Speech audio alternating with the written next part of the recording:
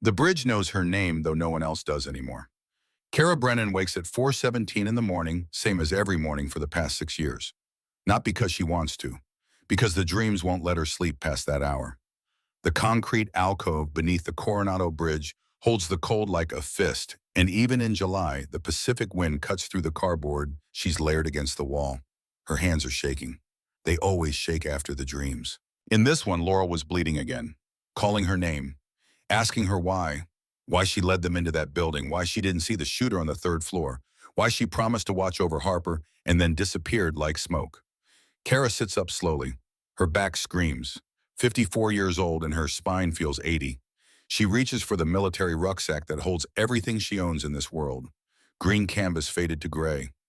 The name tape's still visible if you look close enough, Brennan. She doesn't look at it anymore. The contents never change. One frame photograph glass cracked down the middle.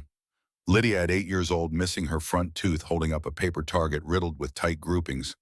Her daughter's first day at the range. The day Kara taught her that breathing controls everything. Steady breath, steady hand, steady shot. A Purple Heart medal wrapped in black cloth. She earned it in Ramadi 2004. Took shrapnel from a grenade that should have killed her. Laurel Wade pulled her behind cover, tied the tourniquet herself, kept Kara conscious by telling her stupid jokes until the medevac arrived. Laurel, always Laurel. The third item is a portable radio broken for 3 years now. It belonged to Laurel. They'd shared a hooch in Iraq, and Laurel would play old country music at night.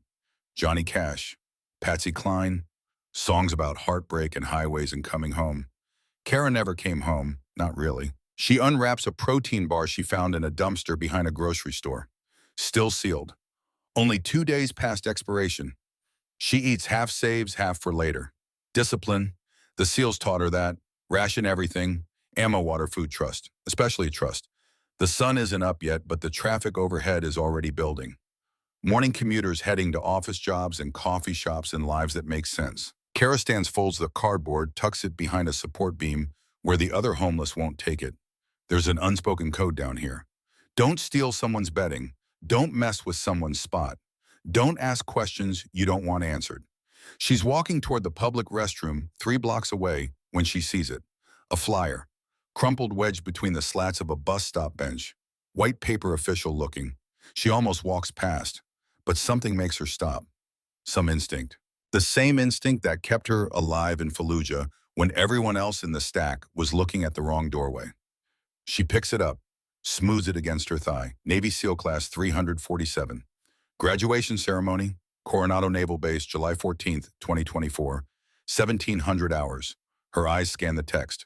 Formal language, dress code, map to the auditorium, and then at the bottom, the graduate roster. Alphabetical. She's not looking for anything, just reading, just passing time. And then she sees it. Brennan, Lydia Marie, squad leader. The world tilts. Kara sits down hard on the bench. The flyer crumples in her fist.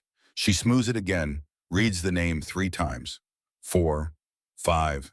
Lydia, her daughter, her baby girl who cried when Kara left for her first deployment, who asked every night why mommy had bad dreams, who said at 15 years old with tears streaming down her face, "If you loved me, you'd stay." Lydia is graduating from BUD/S. Lydia is becoming a SEAL. Lydia is becoming what Kara once was. The protein bar comes back up. Kara leans over the gutter and retches, but there's nothing in her stomach except acid and regret. She wipes her mouth with the back of her hand, the hand that used to hold a rifle steady at 1,200 meters, the hand that shook Laurel Wade awake when they pulled guard duty in Ramadi, the hand that tried to stop the bleeding when Laurel took that round in Fallujah, the hand that almost struck her own daughter during a flashback in 2016. She looks at the flyer again. July 14th. Today is July 12th. 2 days. Coronado Naval Base. 43 miles from here. Kara stands. She doesn't make decisions anymore. Decisions require a future, and she doesn't have one. But her feet start walking.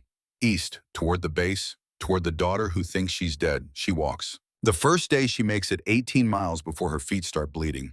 She's wearing boots she found at a donation center 4 months ago. Men's size 9, half a size too big, but better than the sneakers that fell apart last winter.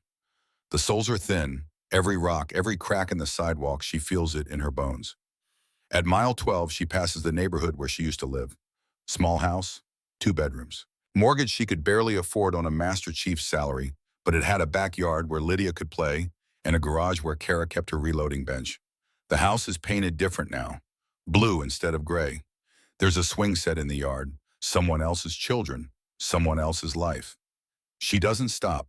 At mile 15, she passes the cemetery. She's avoided this place for 6 years. Couldn't face it. Couldn't face the stone with Laurel's name on it. Couldn't face Vivian Wade, Laurel's wife, who probably hates her. Couldn't face Harper, Laurel's daughter, who was 13 when Kara made that promise and then vanished. But her feet slow. Stop. The cemetery gates are open. Visiting hours until sunset. Kara walks in. She knows where the plot is. Section 7, row 14. Military section. Rows of white headstones perfectly aligned. SEALs don't get Arlington unless they're Medal of Honor recipients, but they get this. San Diego National Cemetery. Ocean view, eternal rest among brothers and sisters. She finds the stone. Lieutenant Commander Laurel Ann Wade, used to Navy SEAL, 1978 to 2008. Call sign, Hawk, beloved wife and mother, fresh flowers. Red roses. Someone's been here recently. Kara kneels. Her knees crack. The grass is soft, well-maintained. She reaches out, traces the letters of Laurel's name. Hey, Hawk, she whispers. The wind doesn't answer. It never does. I'm sorry I haven't come. I'm sorry I broke the promise. I'm sorry for all of it. There's a photograph wedged into the base of the headstone, protected by plastic. Kara picks it up. It's Laurel in dress white's arm around a teenage girl. Harper, maybe 15, 16 years old. They're both smiling. Kara turns the photo over. Someone's written on the back in blue pen. Uncle Kara, wherever you are, Mom always said you were the bravest person she knew. We miss you. Harper Wade, 2022. Uncle Kara. That's what Harper called her when she was little, before she could pronounce aunt. It stuck 2 years ago. Harper was looking for her 2 years ago. Kara puts the photo back. She wants to say more, but the words are stuck somewhere between her chest and her throat. So she just sits there, on the grass, next to the woman who saved her life twice and who she couldn't save once. Lydia's graduating, she finally says. She's a SEAL now, or will be in 2 days. I'm going to see her. I don't know if she'll want to see me, but I'm going anyway. I had to tell you. A shadow falls across the grave. Kara looks up. A young woman stands there. Early 20s, Navy working uniform, logistics specialist, rank insignia. She has Laurel's eyes, Laurel's jawline, Laurel's way of standing with her weight slightly forward, ready to move.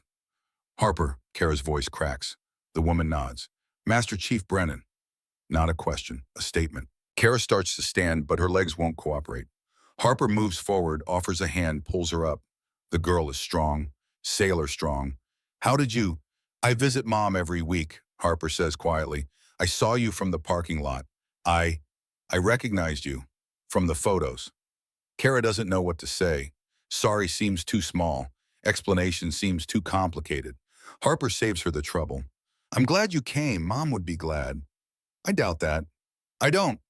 Harper reaches into her pocket, pulls out an envelope. Mom Viv wanted me to give this to you if I ever found you. She wrote it years ago, just in case. Vivian, Laurel's wife. Kara takes the envelope. Her name is written on the front in careful handwriting. She doesn't hate you, Harper says, reading Kara's expression. She never did. She understood. She was Navy too. She knew what it costs. Kara slides the letter into her rucksack. She'll read it later, when she can breathe. Thank you, she manages. Harper hesitates, then steps forward and hugs her.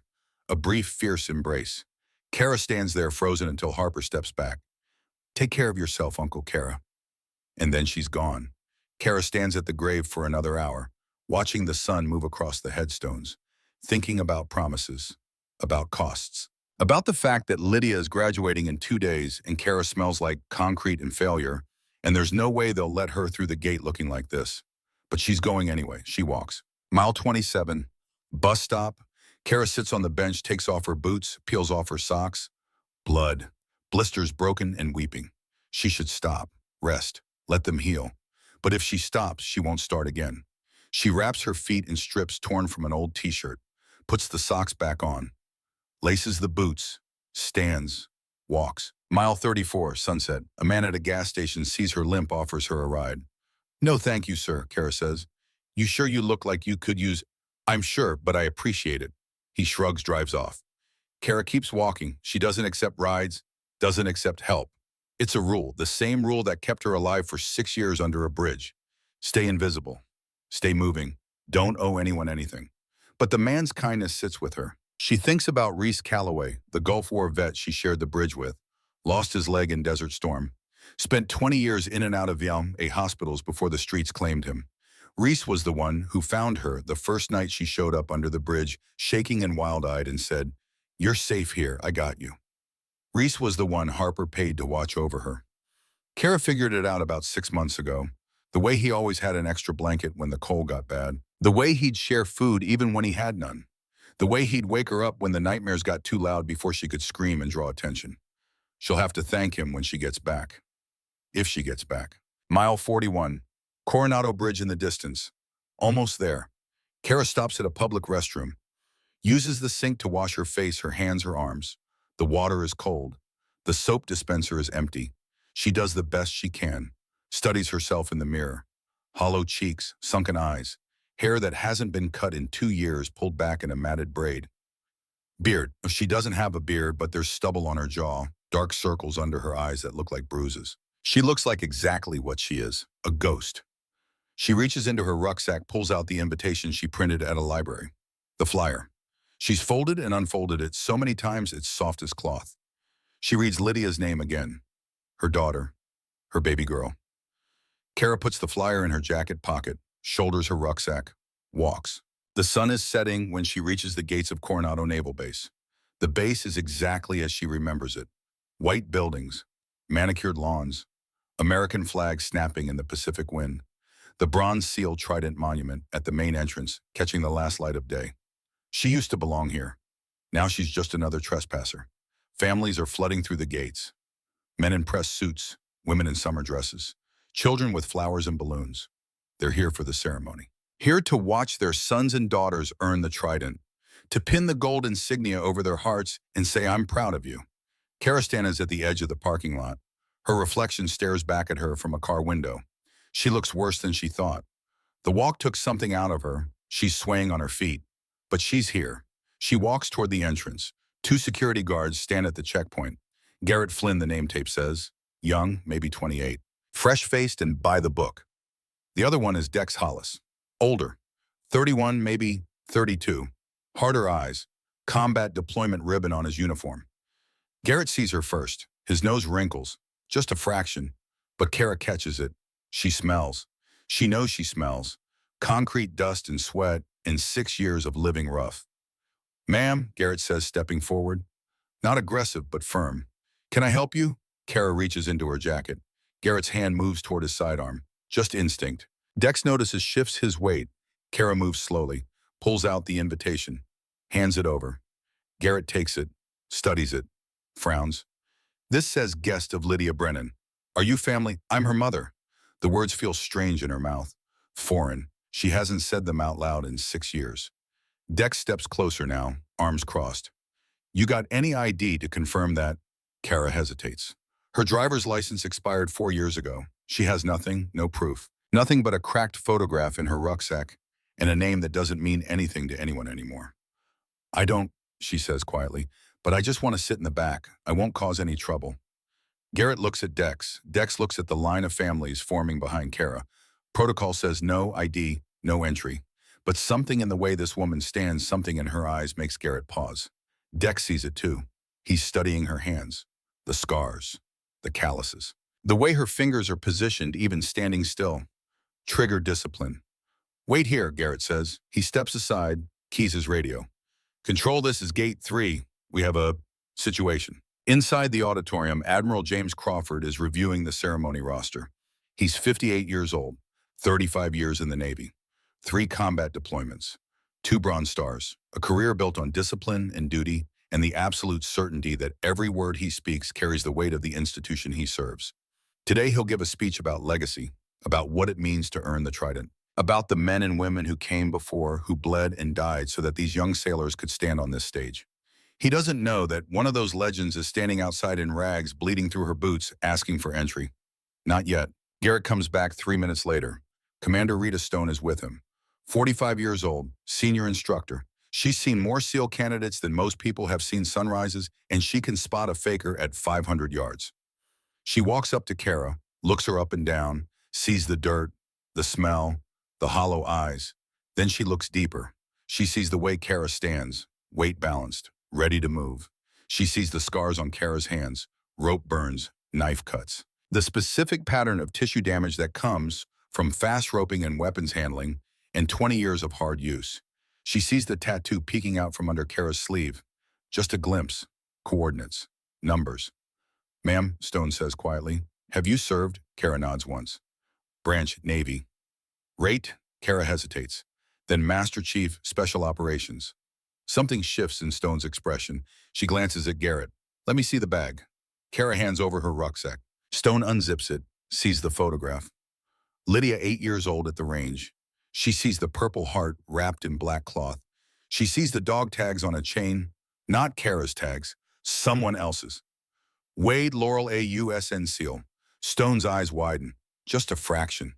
She zips the bag, hands it back. "Garrett," she says quietly, "let her in." "Ma'am, protocol says." "I know what protocol says, let her in. Keep her bag at security. Give her a claim ticket. She can collect it after the ceremony."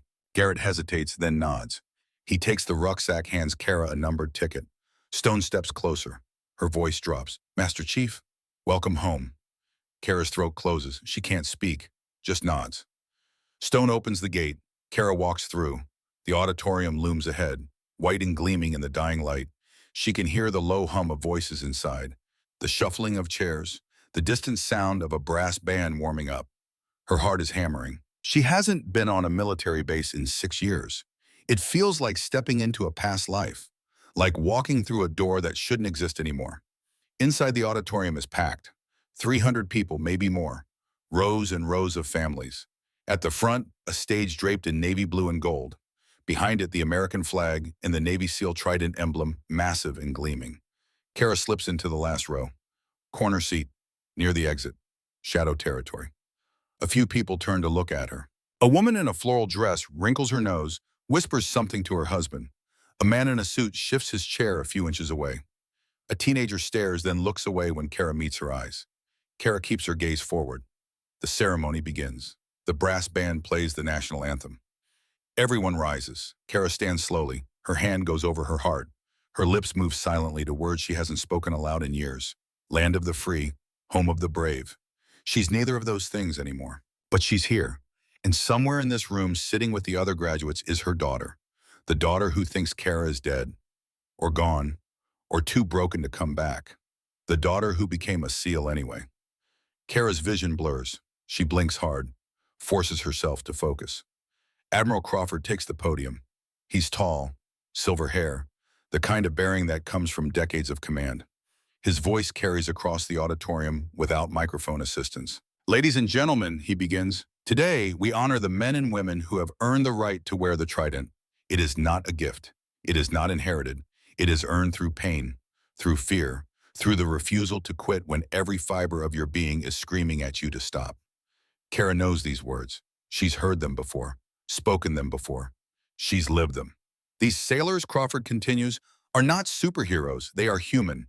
But they have chosen to become something more. They have chosen a path that most will never understand, and they have walked it with courage and honor. The audience is silent, rapt. Crawford's voice drops, becomes almost conversational. "But let me tell you something about courage. Real courage isn't the absence of fear. It's the choice to move forward despite it. It's the SEAL who takes the shot when their hands are shaking. It's the medic who runs into fire to save a wounded teammate. It's the leader who makes the call knowing some of their people might not come home." Kara's hands clench in her lap. She knows about calls like that. She made one in Fallujah, 2008. Breach the building, secure the hostages, fast and clean, except it wasn't clean, and Laurel Wade didn't come home. "And here's the part they don't tell you," Crawford says. "The part that doesn't make it into the movies or the recruiting posters. Courage doesn't end when the mission's over. Sometimes the hardest battles are the ones you fight alone, in the dark, when no one's watching, when there's no medal waiting at the end." He pauses, lets that sink in. "So when you see these graduates today, understand this. What you're witnessing isn't the end of their journey. It's the beginning. And the road ahead will test them in ways they cannot imagine. But they will walk it, because that's what SEALs do." He steps back. The audience applauds. Kara doesn't move. Her hands are shaking too hard. The roll call begins. One by one, the graduates are called to the stage. Each one receives their trident from Admiral Crawford. Each one shakes his hand. And then the tradition. The question he asks every single graduate. Is there a SEAL present who would like to pin this trident? Usually it's a father, a brother, a mentor, someone who walked the path before and wants to pass the torch. Kara watches as fathers in dress white step forward. As older SEALs with gray beards and chests full of ribbons come up to honor the young sailors they trained. Each pinning is a moment, a passing of legacy, a connection between generations. She wonders who will step forward for Lydia. She wonders if anyone will. And then the name is called. Brennan, Lydia Marie. Kara's breath stops. There she is. Lydia walks to the stage and Kara sees everything she missed. 6 years compressed into the space between heartbeats. Her daughter is taller than she remembers, broader in the shoulders, the soft roundness of adolescence replaced by muscle and precision. Her hair is pulled back in a regulation bun. Her dress whites are crisp, perfect creases, spit-shine shoes that catch the stage lights. She walks like a SEAL, weight forward, eyes scanning, situational awareness even in a ceremony. Kara taught her that before everything fell apart. Before the nightmares got so bad that Kara woke up with her hands around her own daughter's throat, seeing an enemy combatant instead of a 15-year-old girl in pajamas. Admiral Crawford hands Lydia the trident, small, gold, weighs almost nothing but means everything. Top of your class, Crawford says loud enough for the first few rows to hear. Squad leader, exemplary performance across all phases. Your instructors tell me you ran the O course in under 9 minutes. That's a record for this class. Lydia stands at attention. Thank you, sir, Crawford's voice carries. Is there a SEAL present who would like to pin this trident? The auditorium goes quiet. Lydia scans the crowd. Her eyes move across the rows of families, looking for someone who isn't there. Her mother died 6 years ago. That's what she believes. That's what Kara let her believe. The silence stretches. And then from the back of the room in the shadows where no one has been paying attention, a scarred hand rises slowly into the air. Kara doesn't mean to do it. It's instinct, a mother's reflex. But the moment her hand goes up, the moment her sleeve slides back and reveals the ink on her forearm, everything stops. Lydia's eyes find her. For 3 seconds, nothing happens. Lydia just stares. Her face goes blank. Shock maybe, disbelief. The kind of expression that comes when your brain can't process what your eyes are seeing. Then her mouth opens. Mom! Not loud, barely a whisper. But in the absolute silence of the auditorium, it carries. Crawford's head snaps around. He looks confused. Checks his roster. Lydia's mother isn't listed. Dead, the file says. Died 2018. He follows Lydia's gaze to the back of the room. Sees the homeless woman standing in the shadows. Sees her hand raised. Sees the sleeve fallen back. Sees the tattoo. Crawford's face goes white. He's 58 years old. He's seen combat. He's commanded teams. He stood over the bodies of men he trained and watched them get loaded into C-100s for the flight home. He doesn't rattle easily, but his hand flies to his mouth because he knows that tattoo. Everyone in Naval Special Warfare knows that tattoo. Coordinates, 33.3152 degrees, north 44.3661 degrees east, Fallujah. The exact spot where Lieutenant Commander Laurel Wade died covering a hostage rescue, where Master Chief Kara Brennan carried 8 people to safety through 4 kilometers of enemy fire, where the ghost of Fallujah earned a legend that people still whisper about in the teams. Crawford steps down from the stage. His heels click on the polished floor. The entire auditorium holds its breath. Families turn in their seats. Graduates crane their necks. 300 people watching as an admiral walks down the center aisle toward a homeless woman in rags. He stops in front of Kara, looks her up and down, sees the dirt under her fingernails, the blood seeping through her boots, the hollow cheeks, the smell of the streets. Then he sees the rest of the tattoo, the trident, the name L. Wade, the inscription Team 6, 2008. Ghost, he whispers. Kara nods once. Sir. The name spreads through the room like electricity. Ghost, the ghost. Master Chief Brennan, the woman who doesn't exist anymore. The legend who disappeared 6 years ago and everyone assumed was dead. Crawford straightens. And then in front of 300 people, he does something no one expects. He salutes, a full formal military salute, to a woman in rags. Master Chief Brennan, he says, voice shaking.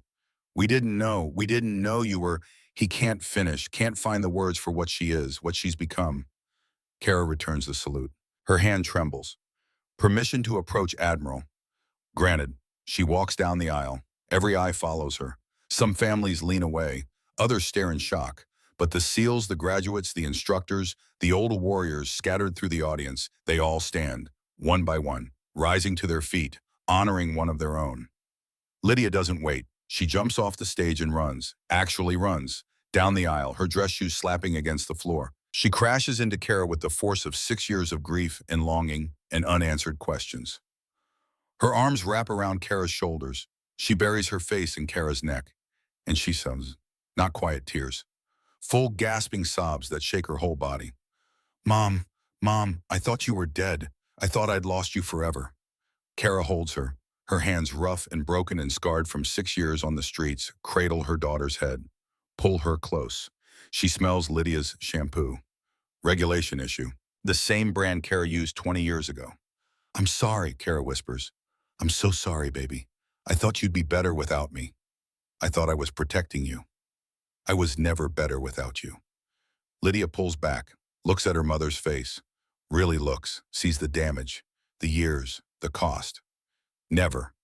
Behind them, Admiral Crawford has his hand over his mouth. Commander Stone is standing, frozen, her clipboard on the floor. And then from somewhere in the crowd, a single pair of hands starts clapping. Then another.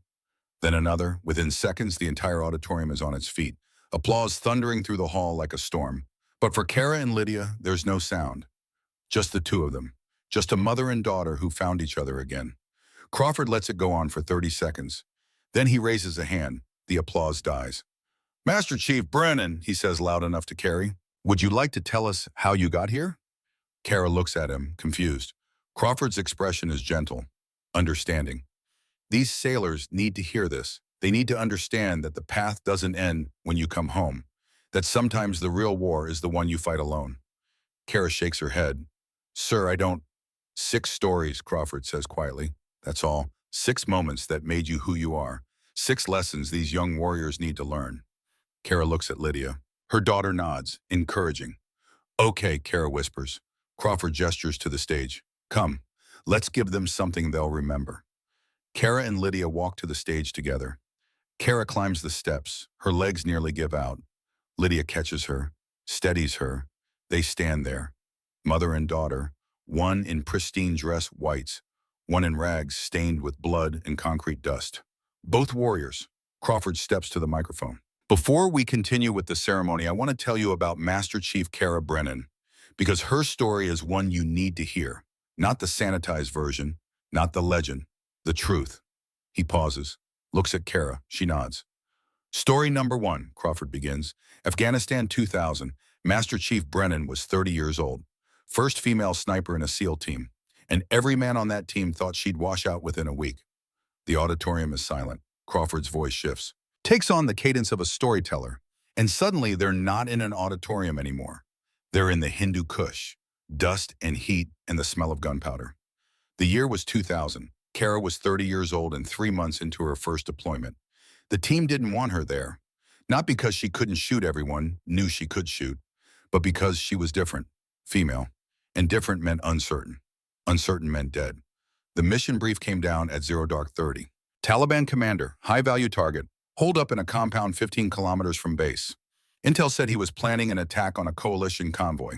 Timeline 48 hours. The problem was range, 1,200 meters from the nearest vantage point to the target building. And weather, 40-mile-per-hour crosswinds, sandstorm rolling in from the west. The kind of shot that even the best snipers would think twice about.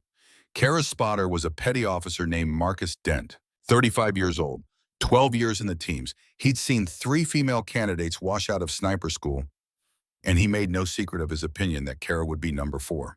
They climbed to the hide position in darkness. Rocky outcropping, no vegetation, nothing but dust and stone, and a sight line that made Kara's stomach turn. She set up the rifle.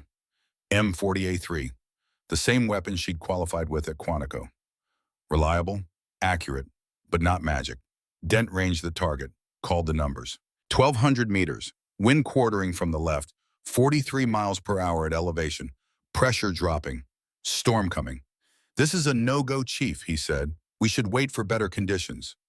Kara was watching the dust devils between their position and the target, reading the air. Wind doesn't move in straight lines. It curves, eddies, creates pockets of calm and chaos. You can't measure that with instruments. You have to feel it. Target's moving in 48 hours, she said. We don't have better conditions. Then we call air support and risk civilian casualties. The compound was in the middle of a village. Women and children everywhere. No, I can make this shot. Dent stared at her. You're insane.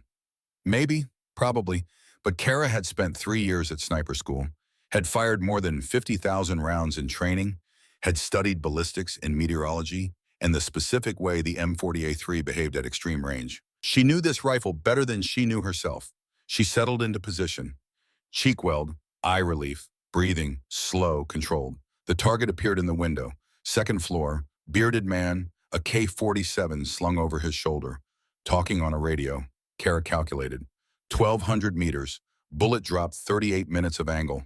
Wind drift 22 minutes right. Coriolis effect negligible at this range, but still a factor. Spin drift 8 inches. She didn't use a ballistic computer. Didn't have one. This was 2000. You calculated in your head or you missed. She adjusted the scope. Held high, held left, waited for the wind to settle, breathed out. Between heartbeats, when the body is perfectly still, that's when you squeeze. The rifle bucked. The sound rolled across the valley. 4.2 seconds later, the time it takes a 168-grain bullet to travel 1,200 meters, the target dropped. Dent was on the spotting scope. He watched the man fall, watched the other Taliban fighters scatter. Then he lowered the scope and looked at Kara. Center mass, he said quietly. Perfect shot. Kara didn't celebrate, didn't smile, just worked the bolt, chambered another round, scanned for additional targets. Dent keyed his radio. Jackpot, HVT down, exfil in 15. They climbed down from the hide, got back to base before the sandstorm hit. And when they debriefed, Dent did something Kara didn't expect. He shook her hand. I was wrong, Chief, he said. You're the real deal. Word spread. Within a week, every SEAL on that base knew about the shot. 1,200 meters and 40-mile-per-hour winds. First female sniper. Perfect execution. They started calling her Ghost because the enemy never saw her. Never knew she was there until it was too late. The name stuck. Crawford pauses, looks out at the audience. The graduates are leaning forward, listening, learning. Story number 2, he says. Ramadi, Iraq, 2004. And this one's about what happens when the plan falls apart. Ramadi was hell. Urban combat. Every window a potential shooter. Every doorway a potential bomb. The Marines had been fighting there for months and the city was bleeding them dry. Kara's team was attached to a Marine battalion. Overwatch for a patrol moving through the Mala'ab district. Intelligence said the area was clear. Intelligence was wrong. Kara was on a rooftop with her spotter. Laurel Wade. Call sign Hawk. They'd been partners for 2 years by then. Knew each other's rhythms. Trusted each other completely. The patrol was 3 blocks south. 12 Marines. Moving slow. Clearing buildings. Everything by the book. Then the world exploded. RPG from a second-story window. Hit the lead vehicle. Marines bailing out. Small arms fire from 3 directions. The patrol was pinned. 6 wounded. No way to evacuate. Radio traffic screaming for support. Kara counted targets. 8 shooters. Spread across a 200-meter sector. Moving through civilian buildings. Using women and children as shields. I can't get a clean shot, Laurel said. She was on the spotting scope. Scanning. Too many civilians. Then we make them clean. Kara was already calculating. 8 targets. 8 shots. No room for error. Miss 1 and he kills Marines. The first shooter was in a minaret, 400 meters. He had an RPG, reloading. Kara put the crosshairs on his chest. Squeezed. The rifle spoke. The shooter dropped. Second target, 3rd floor window, a K-47, firing on full auto. Kara adjusted, fired. The shooting stopped. Third target, rooftop across the street. Kara didn't wait for Laurel to call it. Saw the muzzle flash, adjusted, fired. She worked through them methodically. 1 shot per target, no wasted ammunition. 47 seconds from first shot to last. 8 targets, 8 hits. The Marines got their wounded loaded, started to pull back. That's when the building started to collapse. The RPG that hit the lead vehicle had also damaged a support column. The whole structure was coming down. Kara and Laurel had maybe 10 seconds. They ran. Laurel grabbed the rifle. Kara grabbed the gear. They hit the stairwell as the roof caved in behind them. Concrete dust choking, rebar screaming, the whole world shaking. They made it to the street, barely, covered in white dust, ears ringing, but alive. The Marines loaded them into a vehicle, drove them back to base. And when the battalion commander debriefed them, he looked at Kara with something like awe. 8 shots, 8 kills, 47 seconds. Chief, that's the best shooting I've ever seen. Kara shook her head. Wasn't just me, sir. Hawk called every target, kept me calm, pulled me out of that building when it came down. She's the reason we made it. Laurel grinned. Team effort, sir. The commander nodded. Wrote them both up for commendations. But what Kara remembered most wasn't the medals. It was Laurel's hand on her shoulder as they ran from that collapsing building. Steady pressure, saying without words, I got you. Crawford's voice drops. The auditorium is absolutely silent. Story number 3, he says quietly, and this one costs, so pay attention. The year was 2008. Kara was 38 years old. Laurel Wade was 30. They'd been partners for 8 years, closer than sisters. Trusted each other with their lives 100 times over. The mission came down through JSOC, 4 American journalists, kidnapped by insurgents in Fallujah. Intel said they were being held in a 6-story building in the industrial district, 40-plus enemy combatants. Execution scheduled for 24 hours. Timeline now. Kara led the team. 8 SEALs, Laurel as her second in command. The plan was simple. Infiltrate through the sewers, breach from below, fast and clean. Get the hostages out before the enemy could react. They went in at 0200 hours. No moon. Perfect darkness. The sewers smelled like death and chemicals. Kara led them through a maze of tunnels, came up inside the building, ground floor. The hostages were on the 4th floor. Intel was good for once. They worked their way up, floor by floor, CQB, close quarters battle, the kind of fighting that happens in hallways and stairwells and rooms the size of closets. The kind where you smell the enemy before you see them. 1st floor clear, 2nd floor 3 enemy killed, 3rd floor ambush. They were waiting. Kara took a round in her plate carrier, knocked her back. Laurel stepped over her, returned fire, dropped 2 shooters, pulled Kara to cover. You good? Yeah, plate caught it. Kara's chest felt like she'd been kicked by a horse. But nothing broken, just bruised ribs. They pushed to the 4th floor, found the hostages, 4 journalists, duct-taped, terrified, but alive. Laurel cut them loose while Kara held security. The enemy knew they were there now. Alarm sounding, fighters moving toward their position. We need to move, Kara said. Now. They started the exfil, back the way they came, but the enemy had blocked the stairwell. Too many of them. Kara called an audible. Alternative route. Through the east wing, out onto the roof, fast rope down. They were almost there when Laurel took the hit. Sniper. 6th floor window across the street. Kara saw the muzzle flash half a second too late. Heard the crack. Saw Laurel stumble. Hawk. Laurel went down, blood spreading across her chest. Center mass, through the plate carrier. The round must have been armor-piercing. Kara dragged her into cover, returned fire, suppressing the sniper's position. The rest of the team formed a perimeter, got the hostages to the roof, but Kara stayed with Laurel. Talk to me, Hawk. Laurel's breathing was ragged, bubbling, lung shot, maybe worse. It's bad ghost, blood on her lips. I can feel it. No, you're fine. Medevac's coming. You're going to be fine. Laurel grabbed Kara's hand, squeezed. Listen, Harper, my daughter, and Viv. Tell them, she coughed. More blood. Tell them I love them. Tell Harper I was brave. Promise me.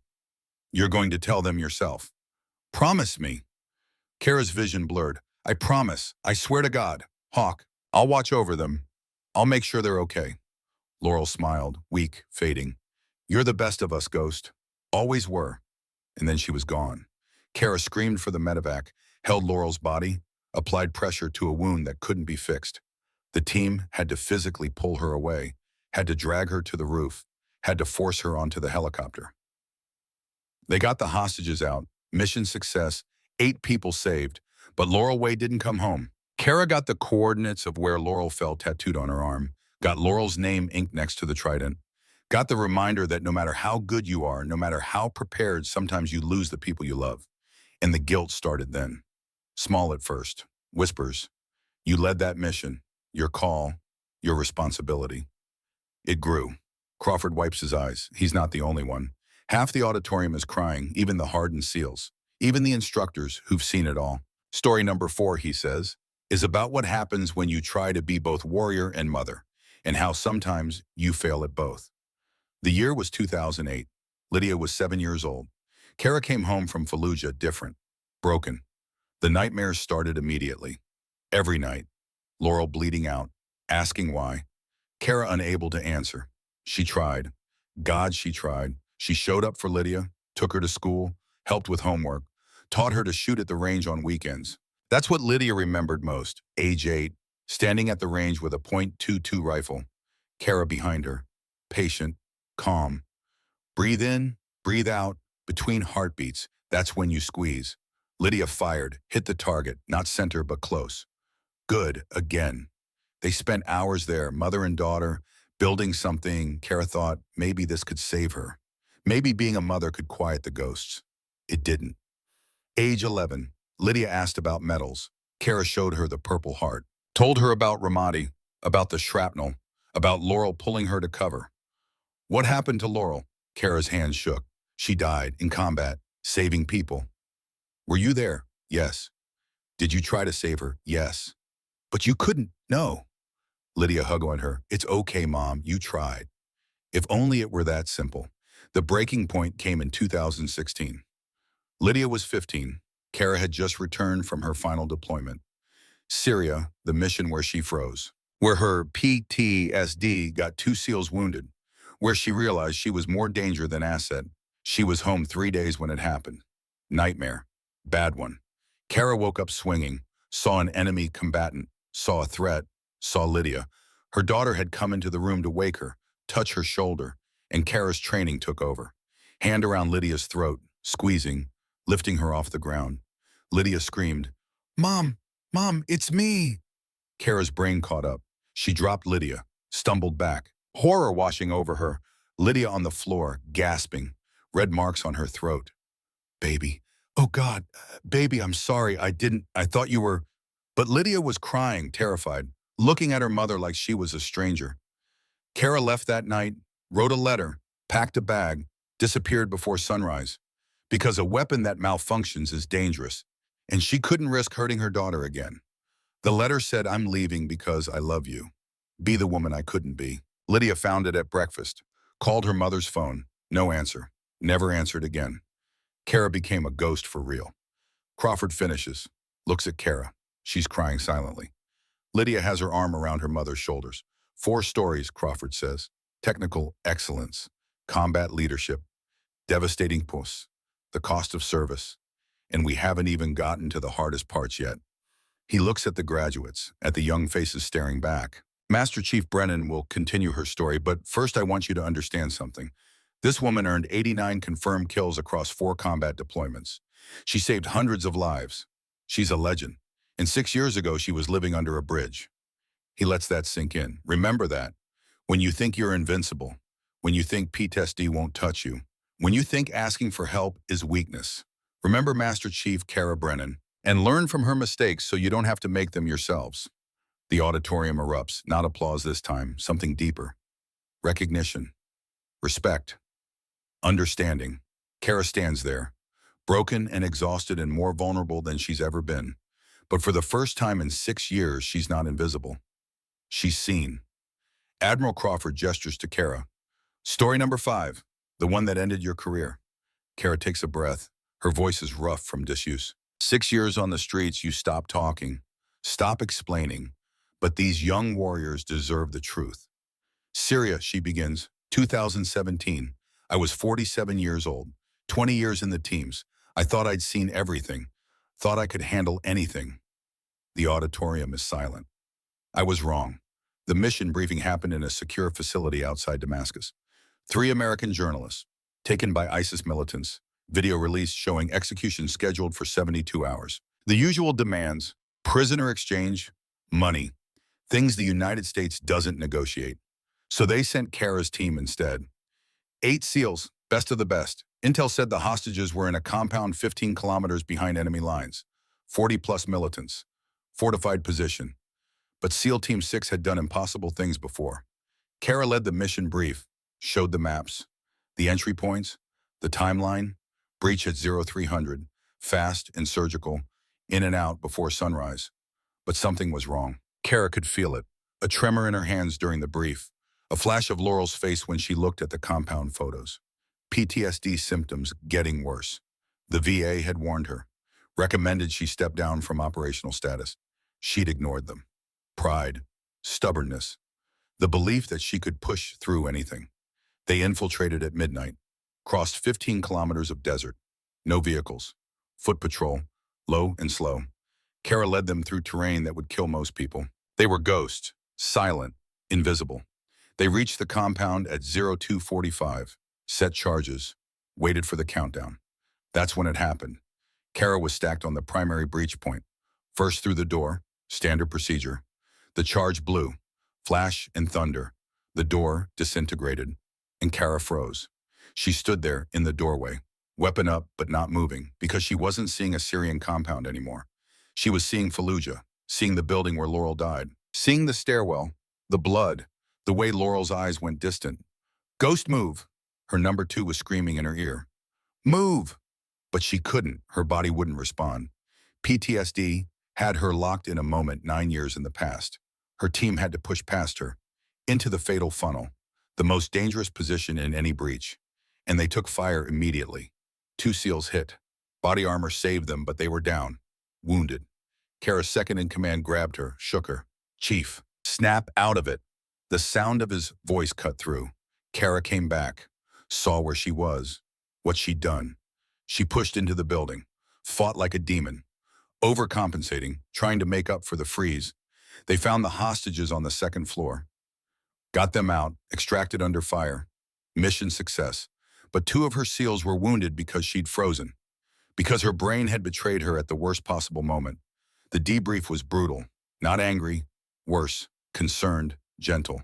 The kind of conversation that happens when everyone knows it's over, but nobody wants to say it. The CO pulled her aside after. Kara, you're done. Medical retirement, full honors. But you're a liability now. You understand that. She understood. What she didn't understand was how to live with it. Kara returned stateside. Lydia was 16, angry, feeling abandoned. They fought, screaming matches about responsibility and duty and why Kara couldn't just be a normal mother. You're never here, Lydia shouted. And when you are here, you're somewhere else, in your head, with your ghosts. I'm trying. You're not trying hard enough. Kara could have stayed, could have fought for her daughter, could have gotten help. Instead, she left, again, because leaving was easier than facing what she'd become. She packed a bag, wrote another letter, walked out before dawn. This time she didn't plan to come back. Crawford's voice is quiet, and that's how legends die. Not in combat, not in a blaze of glory, but alone, broken, believing they're protecting the people they love by disappearing. Kara wipes her eyes. I thought I was doing the right thing. I thought Lydia would be better off without a broken mother. I was wrong. But by the time I realized it, 6 years had passed. Story number 6, Crawford says. The Invisible War. Tell them about the streets. Kara looks out at the audience, sees the young faces, the pressed uniforms, the people who think they're invincible. The first night under the bridge, she says, I wanted to die. No sugarcoating, no softening, just truth. I had my sidearm, loaded, safety off. I sat there in the dark and thought about how easy it would be. 1 round. No more nightmares, no more guilt, no more failing the people I loved. The auditorium is dead silent. But then this old man showed up, called himself Reese Calloway, Gulf War vet, lost his leg in Desert Storm, spent 20 years in and out of VA hospitals before the streets claimed him. Reese found her that first night, saw the gun in her hand, sat down next to her without saying a word, just sat there, waiting. Finally, Kara spoke. I can't do this anymore. Yeah, Reese said. I felt that way too, about 1,000 times. How'd you stop? Didn't, still feel it, but I got curious about tomorrow, wanted to see if it might be different than today. Such a simple thing, curiosity, not hope, not faith, just wondering if maybe tomorrow wouldn't hurt quite as much. Kara put the gun away. Reese became her anchor, taught her how to survive on the streets, where to find food, which shelters were safe, which cops would leave you alone, and which ones would roust you just for existing. But mostly he taught her how to be invisible. Street rule number 1, he'd say, Don't make eye contact. People look right through you when you're homeless. Let them. It's safer that way. Kara learned. She became a ghost for real. Moved through the city unseen, helped other veterans when she could, shared food, shared information, built a quiet community under that bridge.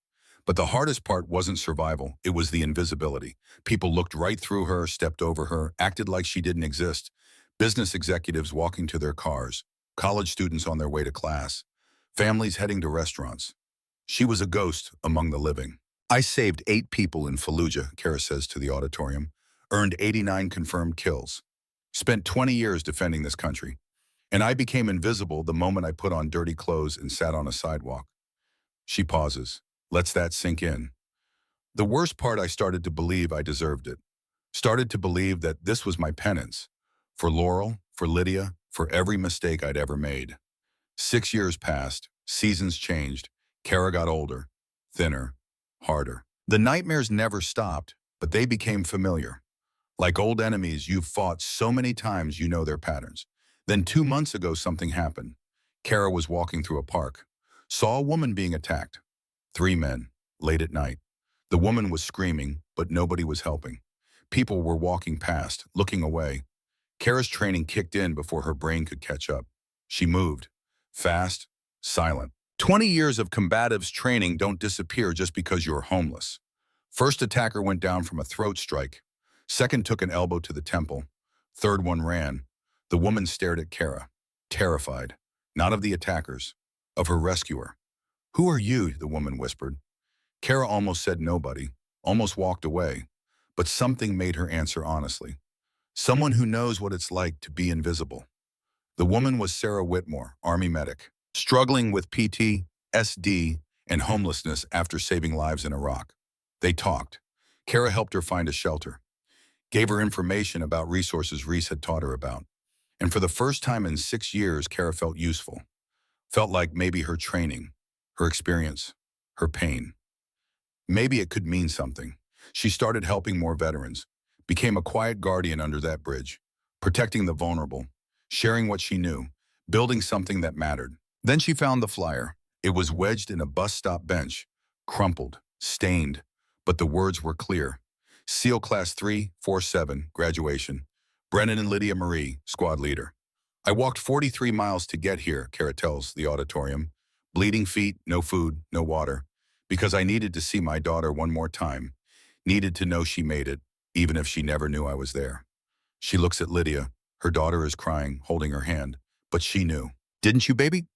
Lydia nods, steps forward to the microphone. "I hired a private investigator 3 years ago," Lydia says. Her voice is strong, clear, SEAL-trained projection. "Found my mom living under the Coronado Bridge. I wanted to bring her home, wanted to force her into treatment, but my therapist said I couldn't save someone who didn't want to be saved." She pauses, wipes her eyes. "So I did the next best thing. I paid Reese Calloway to watch over her, gave him money every month, asked him to keep her safe, to wake her when the nightmares got too bad, to make sure she ate, to be there when I couldn't be." The audience murmurs. Crawford looks shocked. Kara stares at her daughter. You knew this whole time, Lydia confirms. "I watched you, Mom, from a distance, made sure you were okay. And I became a SEAL because you taught me that quitting isn't an option, that you fight through the pain, that you never leave a teammate behind." She takes Kara's hand, squeezes. "You're my teammate, Mom, and I never stopped fighting for you." The auditorium explodes, not polite applause, raw emotional thunder. 300 people on their feet, crying, cheering, witnessing something that transcends ceremony. Crawford lets it build, then raises his hand. Silence falls. "Master Chief Brennan," he says formally, "I believe we have some unfinished business." He picks up the trident from the podium, the small gold pin that means everything. "Would you like to pin this on your daughter?" Kara's hands are shaking. "Sir, I don't deserve." "You earned this right 25 years ago when you took the oath. You earned it again every day for 6 years when you chose to keep living. Now pin that trident, Master Chief. That's an order."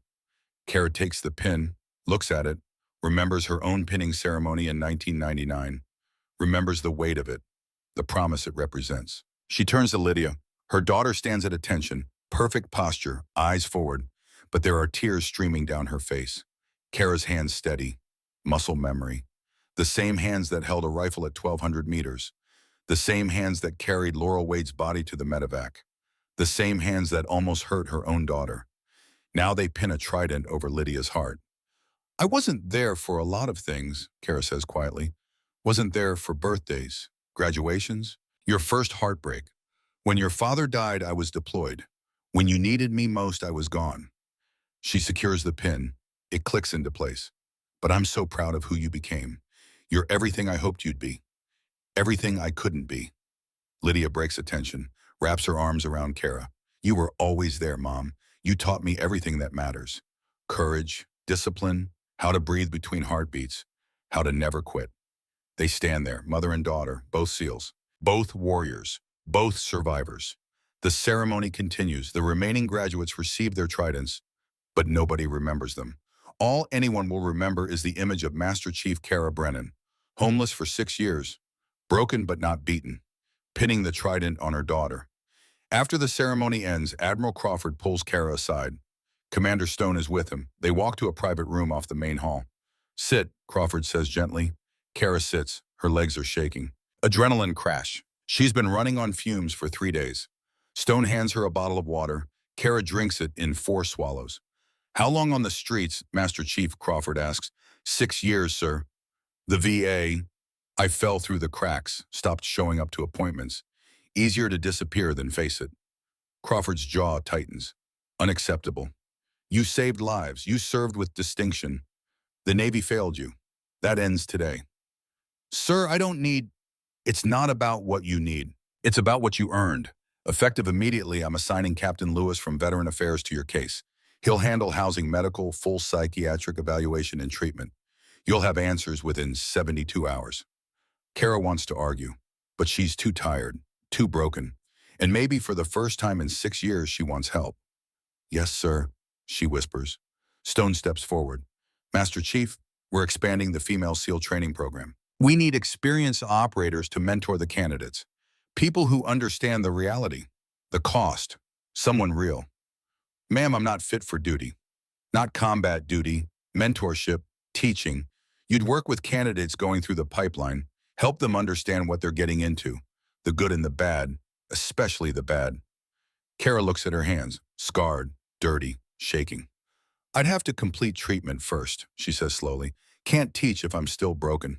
Treatment isn't optional, Stone agrees. But Master Chief, being broken doesn't disqualify you. It makes you the perfect mentor. These young warriors need to see that you can break and still keep fighting. That asking for help is strength, not weakness. Kara thinks about the years under the bridge, the nights she wanted to die, the mornings she chose to live, the veterans she helped, the women she protected. Maybe her brokenness is exactly what makes her qualified. One condition, Kara says. Stone raises an eyebrow. Name it. I want to work with Reese Calloway too. Get him into housing, into treatment. He saved my life. I owe him. Stone nods. Done. We'll add him to the Veteran Outreach Program. Then I accept, ma'am. Lydia appears in the doorway. Mom, you ready to go? Kara stands. Her legs nearly give out. Lydia catches her, steadies her. Where are we going? My place. It's small, but it's clean. You're staying with me until we figure this out. Baby, I don't want to be a burden. You're not a burden. You're my mother. End of discussion. They walk out together through the parking lot. Families still celebrating, taking photos, loading cars with flowers and balloons. Lydia's apartment is off base, 15 minutes away. 1 bedroom, couch, kitchen the size of a closet, but it's warm, clean, safe. Kara stands in the doorway, hesitant. She hasn't been indoors, really indoors, in 6 years. Come on, Lydia says gently. You're safe here. Kara steps inside. The door closes behind her. And for the first time in 2,190 days, she's not outside. Not exposed, not running. Showers through there, Lydia points. Take as long as you need. I'll find you some clean clothes. Kara walks to the bathroom, turns on the shower. The water is hot. Steam fills the room. She strips off her filthy clothes, steps under the spray, and breaks down. 6 years of grief and shame and loneliness wash away with the dirt. She cries until she has nothing left, until the water runs cold and her skin is pink and raw. When she finally steps out, there are clean clothes on the counter. Sweatpants, t-shirt, too big but soft. Lydia's clothes. Kara dries off, dresses, looks in the mirror. She's still hollow-eyed, still too thin, but clean. For the first time in forever clean. She walks out to find Lydia making coffee. Real coffee. Not the instant stuff from the shelter. Not the dregs from a dumpster. Sit, Lydia says. We need to talk. They sit on the couch. Lydia hands her a mug. Kara wraps both hands around it, letting the warmth seep into her fingers. Tell me about the 6 years, Lydia says quietly. Everything. So Kara does. She talks about Reese, about the bridge, about the nightmares that never stopped, about helping other veterans, about the night she saved Sarah Whitmore from an attack, about finding the flyer, about walking 43 miles because she needed to see her daughter one more time. Lydia listens, doesn't interrupt, doesn't judge, just listens. When Kara finishes, Lydia asks the question she's been holding for 6 years. Why didn't you come back? Even after you got stable, why didn't you reach out? Kara's voice breaks. Because I almost killed you, Lydia. That night when I had the flashback. When I grabbed your throat. For 5 seconds I didn't see you. I saw an enemy. And if you hadn't screamed, if I hadn't snapped out of it, I would have killed my own daughter. But you didn't. Only because you stopped me, not because I was strong enough to stop myself. Lydia sets down her coffee, takes her mother's hands. Mom, you're not a weapon. You're a person. A person who's been hurt. And people who are hurt need help. Not isolation, not punishment. Help. I was scared I'd hurt you again. Then we'll work through it together. You didn't quit in Fallujah when Laurel died. You didn't quit in Syria even when you froze. Don't quit now, not when I need you. Kara looks at her daughter, sees the woman she's become. Strong, compassionate. Everything Kara tried to teach her and more. Okay, she whispers. Okay, I'll try. They sit there for hours, talking, crying, healing, building a bridge across 6 years of silence.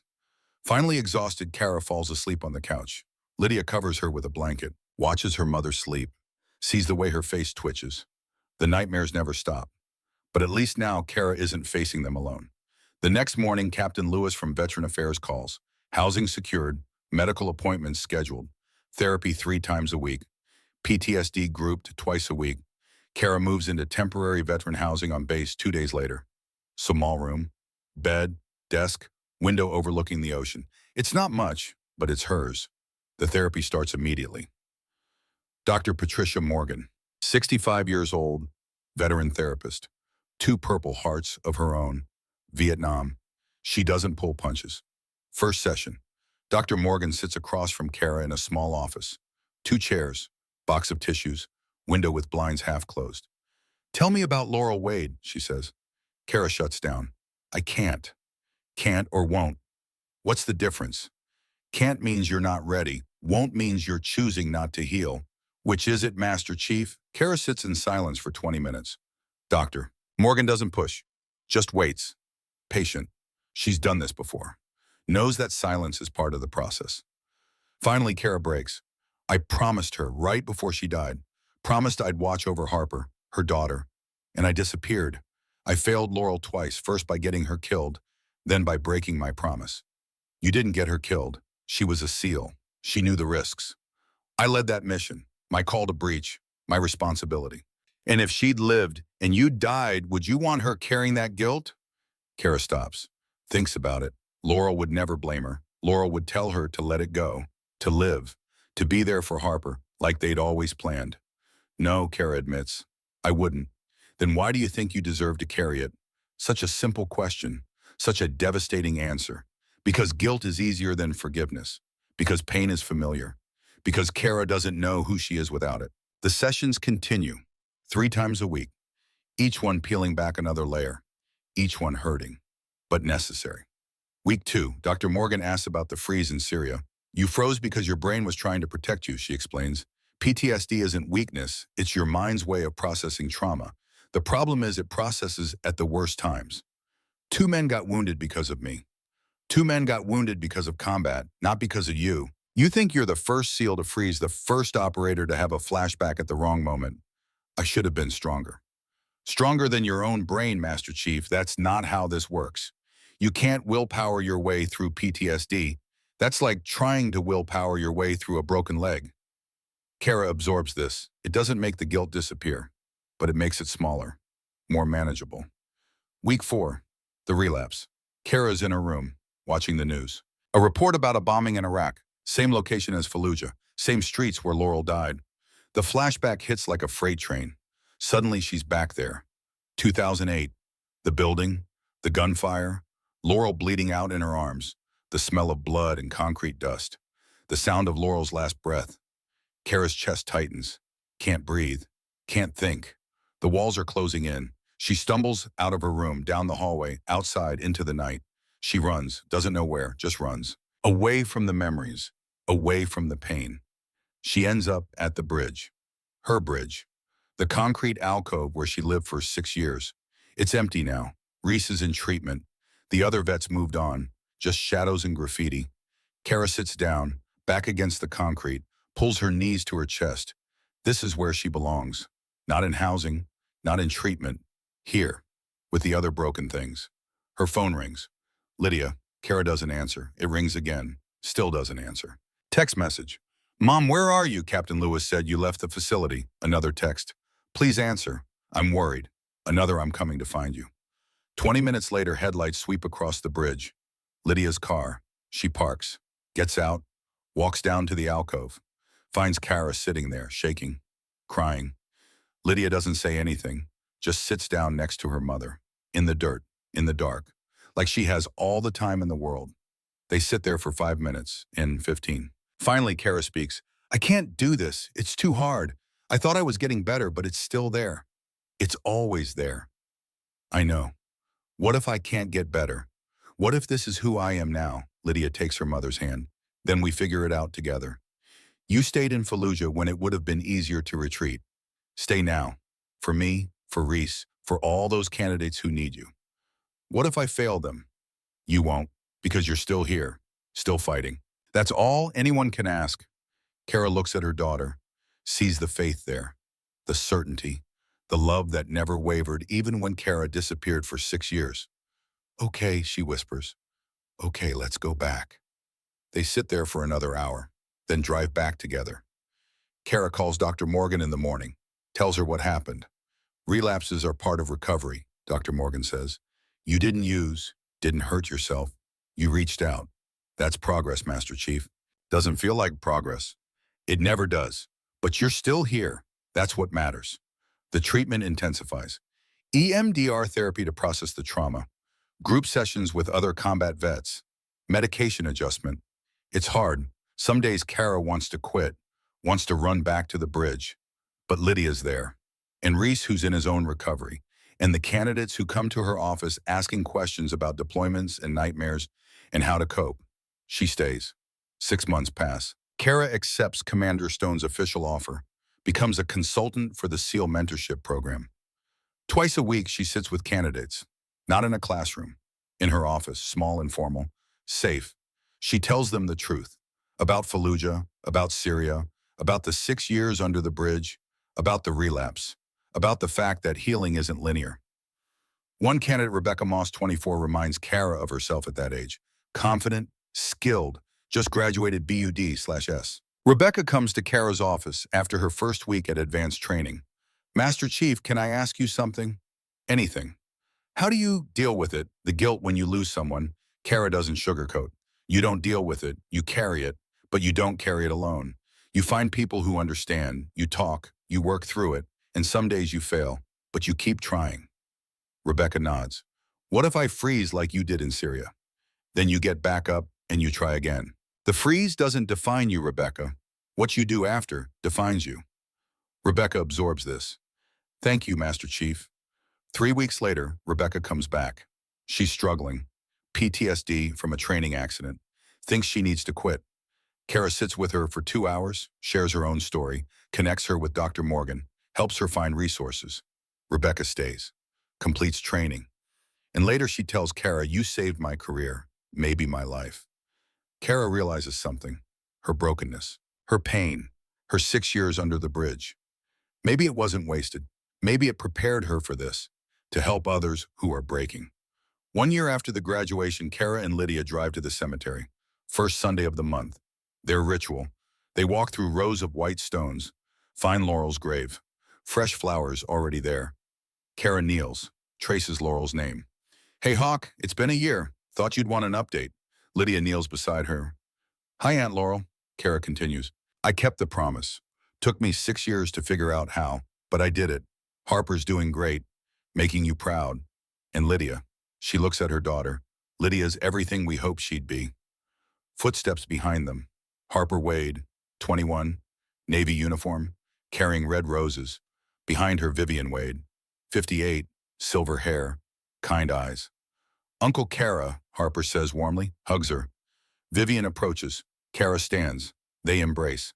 How are you doing? Vivian asks. Better. Some days are hard, but better. Laurel would be so proud of you. I hope so. They stand together. 4 women connected by Laurel, by loss, by love. Harper places roses on the grave. Mom would love this, all of us together. Vivian nods. She always said family isn't just blood, it's who shows up. Kara's throat tightens. I'm sorry I didn't show up for so long. You're here now, Vivian says simply. That's what matters. They stand in silence, remembering, honoring, healing. As the sun sets, they walk away together. Not as strangers, as family. That night, Kara sits by her window, watches the ocean. The same ocean she watched from under the bridge, but different now. Beautiful instead of threatening. Her phone buzzes, text from Lydia. Love you, Mom. Proud of you. Kara smiles, types back. Love you too, baby. She sets the phone down, picks up the photo from her nightstand. Lydia at 8, missing front tooth, target in hand. That photo survived 6 years on the streets. Cracked glass, faded color, but intact. Like Kara. Broken, but intact. She thinks about tomorrow. Teaching session with new candidates. Therapy with Dr. Morgan. Dinner with Lydia. Small things, normal things. Things she thought she'd lost forever. Her tattoo catches the light. Coordinates. Trident. L. Wade.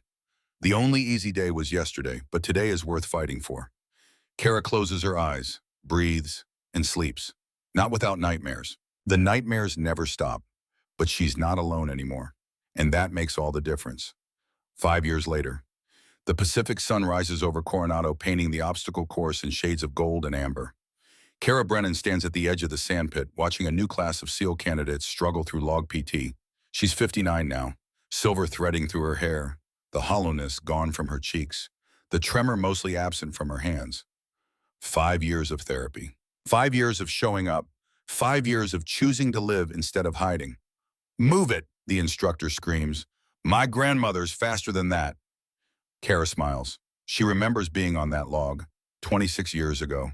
The only woman in a class of 82 men. 79 didn't make it. She made it. Her phone buzzes. Text from Lydia. Wheels up in 20. Won't have comms for 6 months. Love you, Mom. Kara types back. Stay safe. Come home. Lydia is a lieutenant commander now. 28 years old. Leading her own team. Somewhere Kara isn't allowed to know about. Doing things Kara will never hear about. Following in her mother's footsteps. The thought fills Kara with pride and terror in equal measure. She knows what Lydia is facing, knows the cost, but Lydia is strong, prepared, and unlike Kara, Lydia knows how to ask for help. The class finishes the evolution, collapses in the sand. Most of them anyway. One candidate stays on her feet, young woman, maybe 23, athletic build, determined eyes. She walks over to Kara. Master Chief Brennan, yes.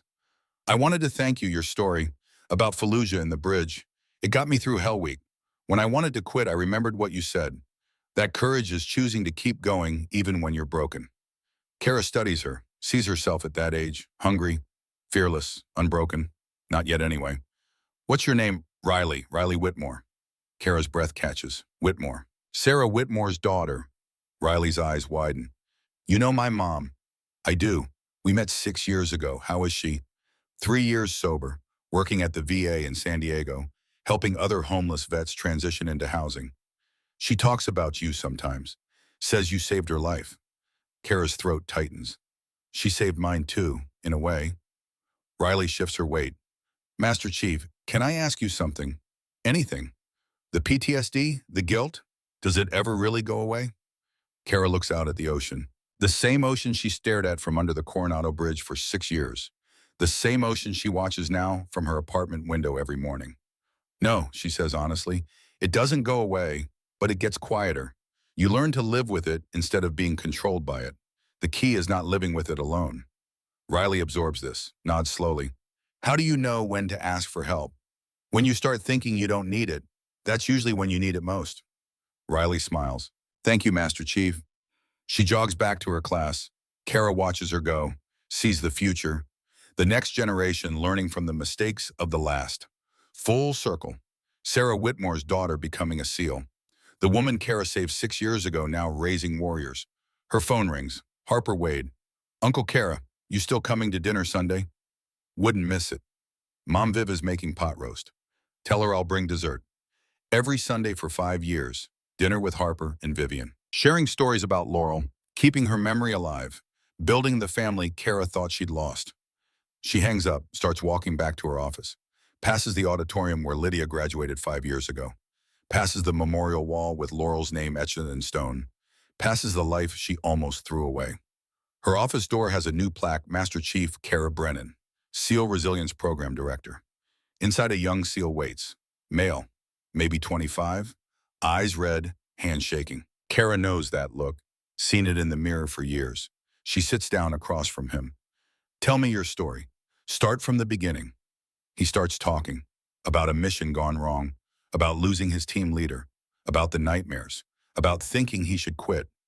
Kara listens, really listens, because that's what she does now. She listens, she helps. She gives others the second chance she almost didn't take. When he finishes, Kara says, "You're not broken, you're hurt. There's a difference. Broken means unfixable. Hurt means you need time and help to heal. But what if I can't heal? You can, I did.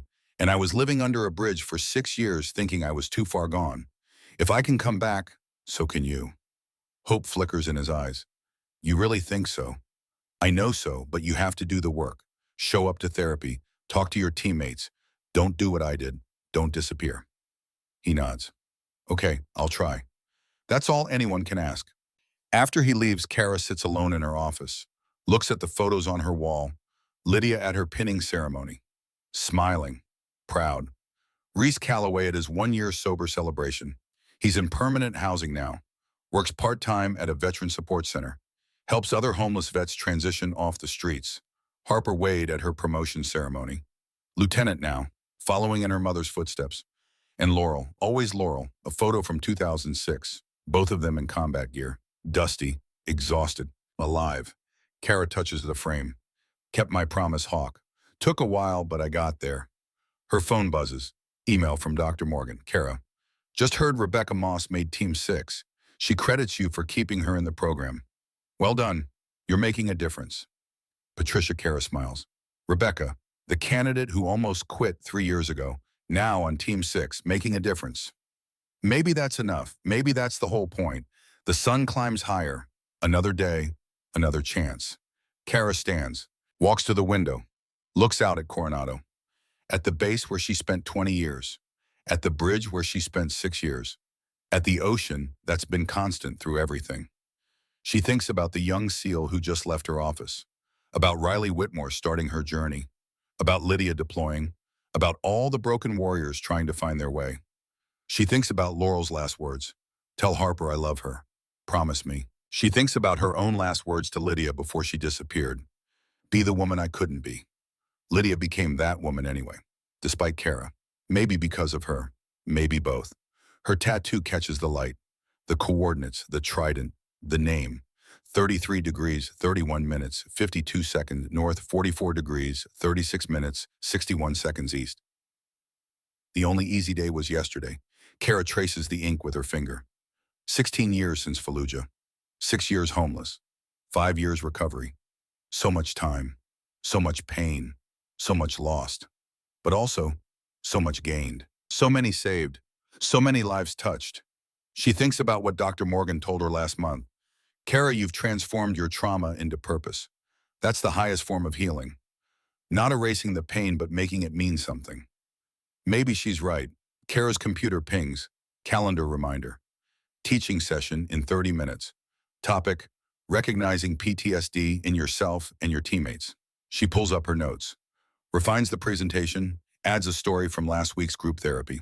Because that's what she does now. She teaches. She mentors. She shows young warriors that you can break and still be valuable.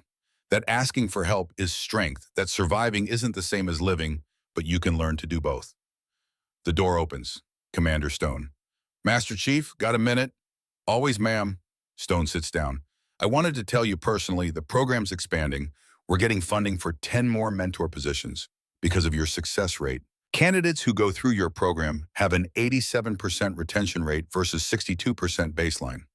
Kara blinks. That's significant. It's transformative. You're changing the culture, Kara, making it okay to admit you're struggling, making it normal to seek help. I'm just telling them what I wish someone had told me. Exactly, and it's working. Stone pauses. There's more. We want to name the program after you. The Brennan Resilience Initiative. Kara shakes her head. Ma'am, I don't. You do. You earned it. Your story matters. Your recovery matters. Let it stand for something. Kara's eyes fill. Can we name it after Laurel, the Wade Brennan Initiative? She died so others could live. Seems fitting. Stone smiles. Even better. I'll make it happen. After Stone leaves, Kara sits alone, thinking about legacy, about what survives us. Laurel survived in Harper, in the SEALs she trained, in Kara's memory. Kara will survive in Lydia, in Riley and Rebecca and all the candidates she's mentored, in the program that bears her name. Not a bad legacy for a woman who spent 6 years thinking she didn't deserve to exist. Her phone alarm goes off. Teaching session in 5 minutes. Kara stands, straightens her uniform, walks to the classroom. 20 candidates waiting.